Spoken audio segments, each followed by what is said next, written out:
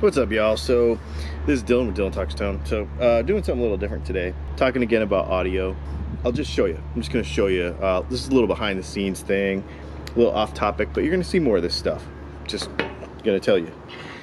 This is my main camera rig right here. This is my Sony a6500, and I use this Video Micro Rode microphone on the top, 10 to 18 wide angle lens.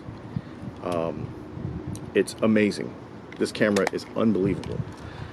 Shoots 4K, does all the things, does everything you want it to do. However, I wanted like a narrower angle. So this week I went and I bought a 50mm lens.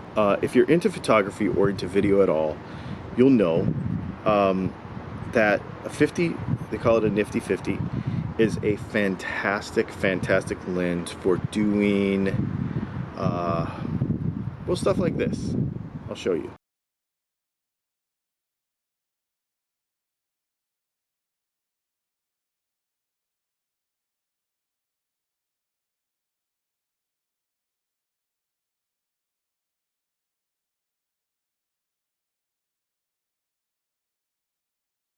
And actually, what I'm shooting on right now is my Panasonic G85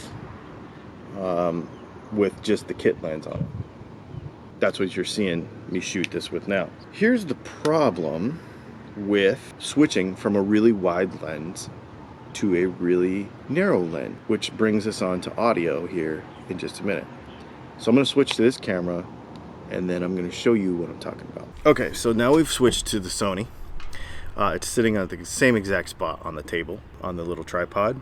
Same distance and everything, but you can see how much wider the lens is. And so normally this is what I do, because then I can, I can have like a more, see, we can pull the camera up and we can just, be closer and chat and talk and that sort of thing. However, it's so wide that I have to be right in your face. So when you go to a 50mm lens like this one, it kind of changes like the depth of everything. The depth of field changes, the way the picture compresses, and it just gives it a completely different feel, and it just gives it kind of a more professional feel. Now the wide thing is very cool for doing stuff like vlogging, but for some of the talking head stuff that we normally do, I just wanted this. I have one for my other camera, but I really like this camera, so I wanted to switch to this. So let's switch to the 50mm, and then I'm going to show you the problem. Okay, so here is the problem. Let me get this other camera and show you. In order for me to be framed kind of correctly, and this is not a good framing, first of all, I don't know if you can even hear me, because the camera was here before. Now, in order to frame it up properly, you're way over there. About 8 feet or so. Now, I wouldn't normally do it this way all the time, but I do like this. And of course, to shoot stills and stuff, it's going to be amazing. But there's certain ways that I'm going to want to shoot video this way as well, especially if we're outside, because the depth of field and see how it just looks different. It just has a different look, and I really like it. The problem is the audio. So let's fix that.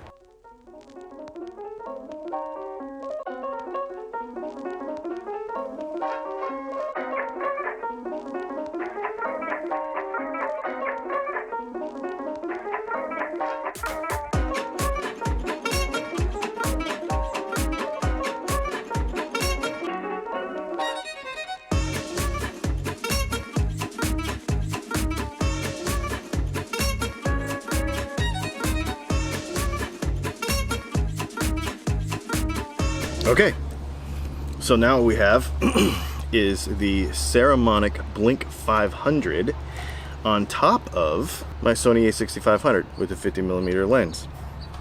And you're like, how does that solve anything? Well, this is just the transmitter, or the receiver. The transmitter is this little guy right here. Now what's really cool about this little guy is it's got a microphone built in. So literally what I could do is turn this on, and have a wireless clip-on. Now this looks stupid, I admit, because it's a big dumb thing, right? However, what I really think is cool is This particular system comes with 2 of them. So I can have 2 different audio channels going into one. So if my wife and I are out vlogging, or if I want to interview somebody, then I can have equally good audio for both people. 2.4 gigahertz wireless. It's legal pretty much everywhere in the world for people to use it, and it sounds amazing. As opposed to, worrying about the environment so much and everything like that. The other thing is, it comes not only with these belt pack things that look stupid when they're on your shirt, but they also come with a regular lavalier mic. So we can actually plug a lav into here and now have a proper wireless lavalier mic. Current pricing on this stuff is in the description below. Very reasonable. Check it out. You check the link out below. It's pretty reasonable. I tell you what, let's go ahead and switch back to the Sony, and let's try out this wireless business, because I think this is very cool. We're going to use the 50mm lens. We're going to set up a nice shot with some sweet depth of field and make it look really kind of properly good, and then we're going to try the audio too. Let's do it. Okay, so here we are. I really like this. I mean, it's not the most perfect shot in the world, but it definitely gives you the idea of what I'm going for here when we do a talking head stuff. We can put, like graphics over here and, that sort of stuff. The bottom line is what's most important is the audio is good. So let me show you. You can see how far away from the camera I am. Quite a distance, probably 10 or 12 feet or so. But the audio sounds great, and that's the whole point of what we're trying to do here. Good audio for videos is probably more important than good video for videos. I know that sounds crazy, but if you're making videos for YouTube, if you're making videos for Instagram, if you're making videos for anything, good audio and being able to communicate that stuff cleanly is probably more important than perfect video. You can shoot with a cell phone and have just as good of results if your audio is good.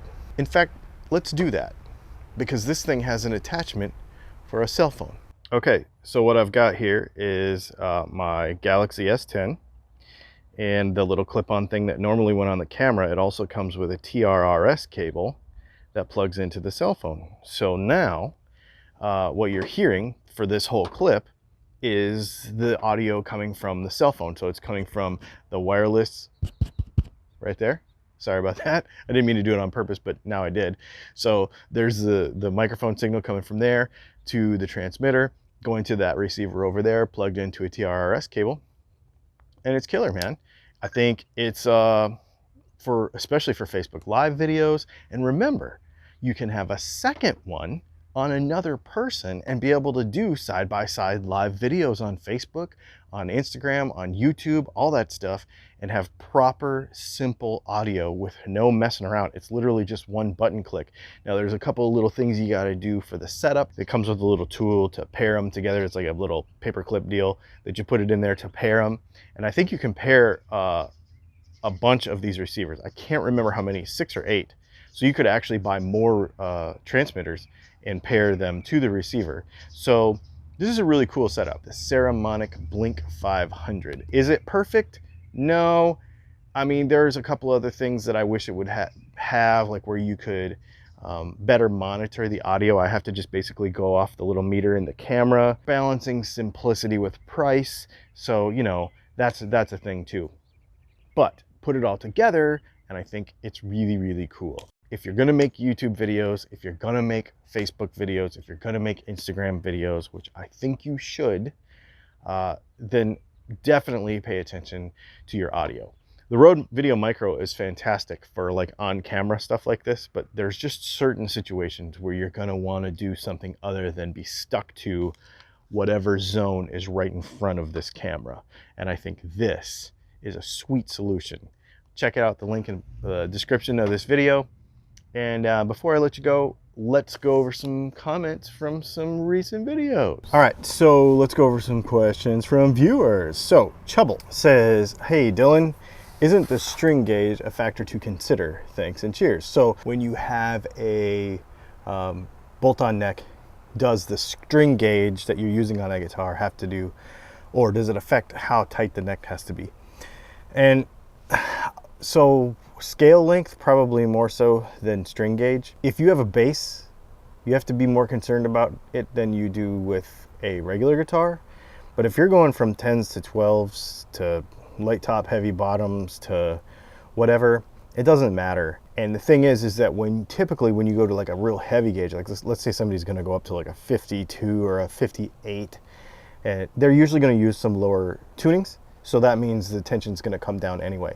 The tension doesn't actually raise with heavier string gauges because typically the core, we did a video about this before, the core of the string, the tension only goes up a little bit, but the mass of the string gets bigger because the wind around it is bigger usually.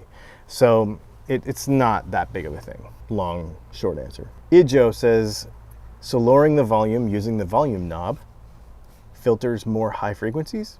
Yes, it does. As it gets closer to 0 ohms, more of your higher frequencies are going to go away. That's how a voltage divider works. Mark Nash says, hi, I just subscribed and realized this was a year old, so I don't expect you to see it. Well, I do. But as an engineer, I would suggest an experiment. I've noticed a difference in sustain by loosening the neck bolts of a Strat while under string tension, and then let's just say by snugging them tight as possible. Why not grab a torque wrench and do the above, and then at varying torque levels, measure the sustain times?